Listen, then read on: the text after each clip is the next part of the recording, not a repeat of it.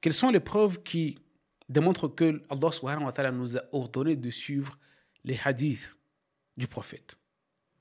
Et non pas les hadiths du prophète, mais les hadiths de Abu Huraira, les hadiths de Ibn Antel, les hadiths rapportés par Bukhari, Muslim, Ibn Majah, tous. Quelles sont les preuves qui démontrent qu'Allah subhanahu wa ta'ala nous a ordonné de suivre tout ça? Et si tout le temps, on vous donne de plus des preuves.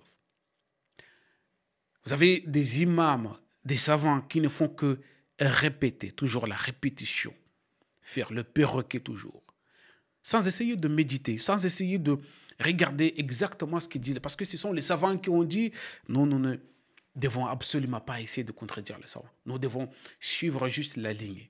Par rapport à ceux qui disent, oui, mais où il y a des preuves dans le Coran qu'il faut suivre le prophète sallam, obéir au prophète sallam. Non, c'est le Coran et c'est tout. Ces gens-là disent qu'ils n'ont pas de texte factuel qui prouve qu'il faut suivre le prophète sallam. Ben écoutez avec moi cette pluie de preuves. Allah tabarak wa ta'ala il dit wa ma atakumur rasul fakhudhuhu wa ma nahakum anhu fantahu. C'est-à-dire quoi? Prenez ce que le messager vous donne et ce qu'il vous interdit, abstenez-vous-en. Ça c'est dans Sourate Al-Hashr, verset 7. Et la formulation ici a une portée générale qui englobe tout ce qu'il leur donne et interdit. Car il ne commande que le bien et n'interdit que le mal. Voilà ce que dit l'imam Al-Qurtubi rahimallah. وَمَا أَتَاكُمُ الرَّسُولُ فَخُذُوهُ وَمَا نَهَاكُمْ عَنْهُ فَانْتَهُوا. Et si nous allons dans Sourate Al-Hashr, nous allons trouver que lui, il n'a pas cité le verset.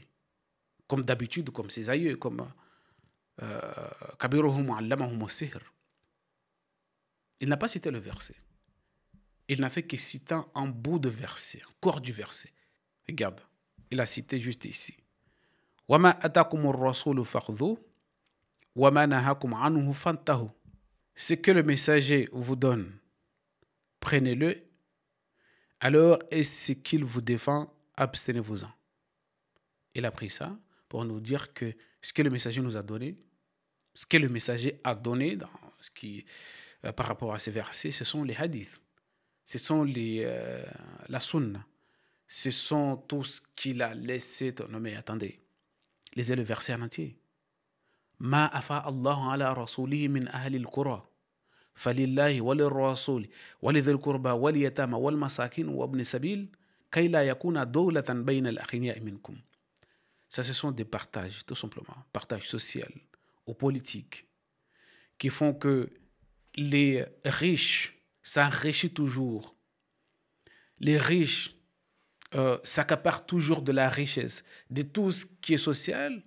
Les riches ne font que s'accaparer des biens sociaux pour essayer de s'enrichir et les pauvres continuent toujours à s'appauvrir. C'est un système vieux comme le monde.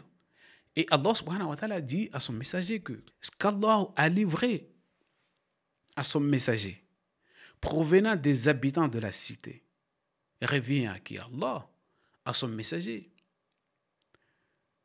aux proches parents, aux orphelins, aux indigents et aux voyageurs, afin que cela ne soit pas dévolu ou nanti parmi vous.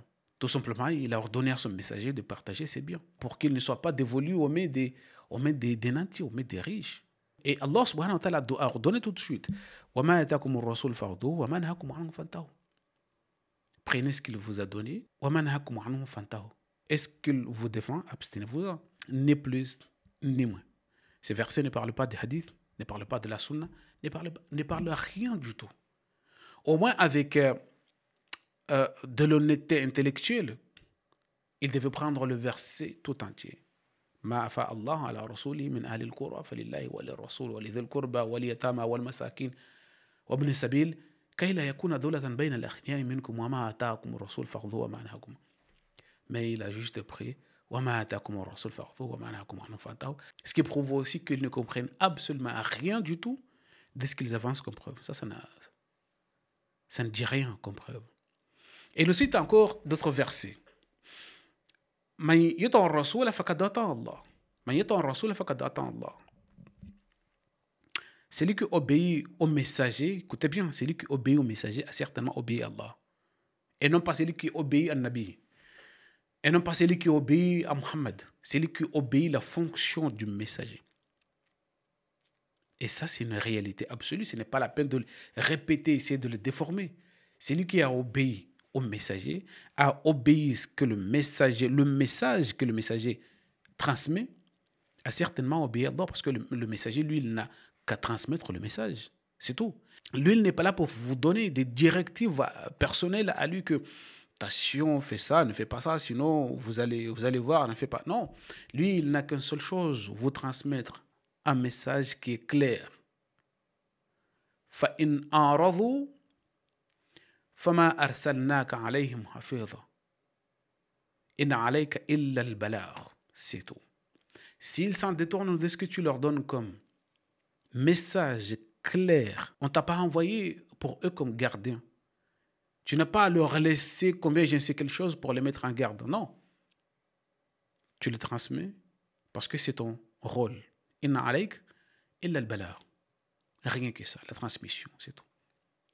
Mais l'idée de venir dire que Allah subhanahu wa ta'ala a donné des preuves et des preuves, des plus de preuves que nous devons absolument suivre les hadiths, absolument suivre la sunna, absolument suivre toutes ces choses-là. C'est une malhonnêteté intellectuelle parce que vous n'allez jamais trouver dans le Coran al-Karim. Allah subhanahu wa ta'ala, ce n'est pas lui qui va nous faire sortir en dehors du Coran alors que nous y sommes. Ce n'est pas Allah subhanahu wa ta'ala qui va nous ordonner de sortir en dehors de ses signes, de sa révélation, pour suivre autre chose. Et dire que c'est lui qui nous a ordonné, ça c'est mal connaître Allah subhanahu wa ta'ala, lui qui nous a ordonné tout le temps de ne faire que suivre que ses propos, sa révélation. En tout cas, c'est ce qu'il a recommandé aux croyants et c'est ce qu'il a recommandé à son messager. Wassalamu alaikum.